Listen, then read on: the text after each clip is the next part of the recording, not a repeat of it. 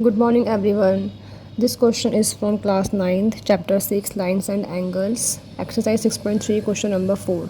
Question is, if lines PQ and RS intersect at point T, PQ, RS intersect अगर होते हैं एक point T पर, such that PRT angle R is 40 degree, right? RPT, it means कि angle P is 95 degree. RPT, angle P is 95 degree.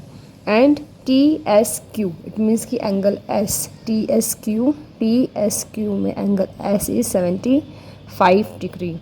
Find SQT, आपको SQT find करना है. This angle we need to calculate. Okay. तो जो हमें given है हम उसको इस तरीके से लिख लेते हैं. गिवन आपको इफ़ के बाद जो भी है PRT is 40, RPT is 95 and TSQ is 75. Find क्या करना है? SQT. ओके. इसको करने के लिए हमारे पास एक मेथड है, सॉल्यूशन. कैसे करेंगे हम इस क्वेश्चन को? आपको पता है कि ये एक ट्रायंगल फॉर्म कर रहा है, right? This is a triangle. और इस ट्रायंगल के अंदर हमें ओनली एक ही एंगल की नॉलेज है, एक ही एंगल हमको पता है. अगर हमें इस ट्रायंगल के अंदर दो एंगल्स पता लग जाएं, एक ये वाला और एक ये वाला, ठीक है, तो आप थर्ड एंगल इजीली कैलकुलेट कर सकते हो, क्योंकि आपको पता है कि तीनों एंगल्स का जो सम होता है वो 180 डिग्री होता है. तो अगर आपको दो एंगल्स पता होंगे तो थर्ड एंगल हम इजीली कैलकुलेट कर लेते हैं. ओके.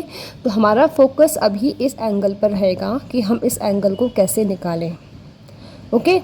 चलिए, अगर SQPR अगर क्वेश्चन में पैरेलल दे देते, अगर हमें PQ एंड SQ अगर पैरेलल दे देते तो हम डायरेक्टली 95 इसके इक्वल कर सकते थे, क्योंकि ये एक ट्रांसवर्सल लाइन की तरह बिहेव करता.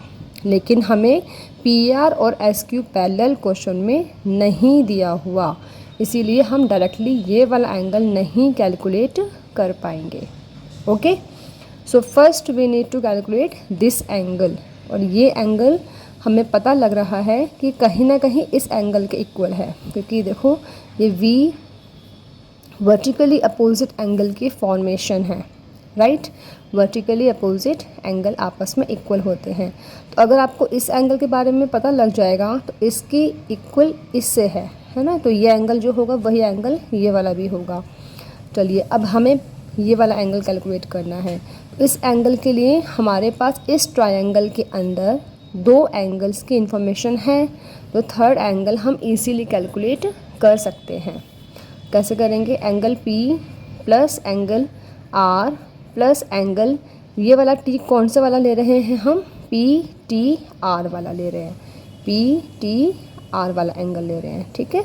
इस इक्वल टू 180 डिग्री होगा. क्यों होगा? क्योंकि sum of all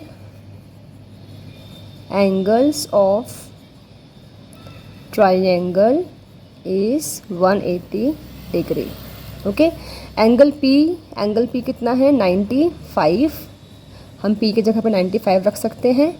angle R कितना है? 40. एंगल R की जगह पे हम 40 रख सकते हैं. एंड PTR हमें नहीं पता, तो हम इसको PTR ही लिखेंगे, ठीक है. इनको हम प्लस कर सकते हैं, तो ये कितना बनेगा? 135 डिग्री. एंगल PTR ऐसे ही रहेगा और 180 भी ऐसे ही रहेगा. हमें PTR निकालना है, तो PTR निकालने के लिए PTR यहीं पर रहेगा, 180 भी यहीं पर रहेगा. जो चीज़ यहाँ पे एक्स्ट्रा है PTR के पास वो हम उठाकर इस साइड भेज देंगे. तो जब हमारी साइड चेंज करती हैं डिजिट्स, तो उनके सिंबल भी चेंज हो जाते हैं.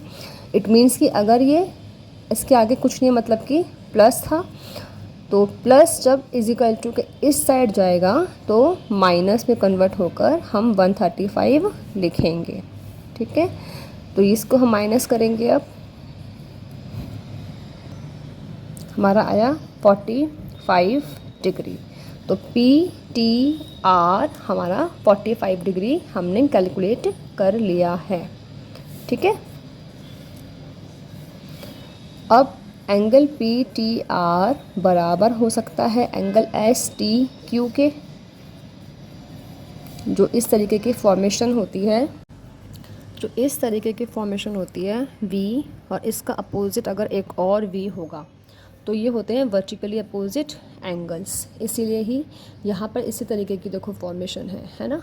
तो इसीलिए हम पी टी आर को एस टी क्यू के इक्वल रख सकते हैं।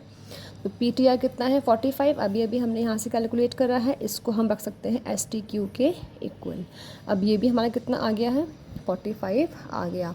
अब इस ट्राइंगल के अंदर हमारे पास दो एंगल्स की इन्फॉर्मेशन है, तो हम थर्ड एंगल ईजीली निकाल सकते हैं इस वाले प्रॉपर्टी की तरह। तो angle S plus angle Q plus angle S T Q is equal to 180 degree. Reason आप यही वाला लिखेंगे, ठीक है। एंगल एस कितना है, एंगल एस 75 है, हम एस की जगह पे 75 रख सकते हैं। एंगल क्यू हमें नहीं पता तो हम इसको ऐसे ही लिखेंगे एस टी क्यू हमें 45 डिग्री पता है, हम इसकी जगह पे 45 रखेंगे is equal to 180 degree. 75 and 45 को हम ऐड कर सकते हैं, 5 5 10 8 4 12 120। Angle Q is equal to 180 degree. Angle Q यहीं पर रहेगा, 180 भी यहीं पर रहेगा। हमें एंगल क्यू निकालना है, 120 हमें यहाँ पे एक्स्ट्रा दिख रहा है, इसको हम ले जाके इस साइड भेजेंगे तो साइन चेंज हो जाता है। इसके आगे कुछ नहीं है तो इसका साइन कौन सा है, प्लस का। जब यहाँ पर जाएगा तो माइनस का बन जाएगा इस, और 120 हम लिखेंगे, 180 माइनस 120 हमने पढ़ रखा है 60 डिग्री। तो एंगल क्यू कितना आ गया 60 डिग्री। एंगल क्यू का पूरा नाम क्या है, इस एंगल क्यू का एस क्यू टी। तो हम कह सकते हैं कि एस क्यू टी कितना आ गया है 60 डिग्री, ठीक है। Hands proved, hands solved.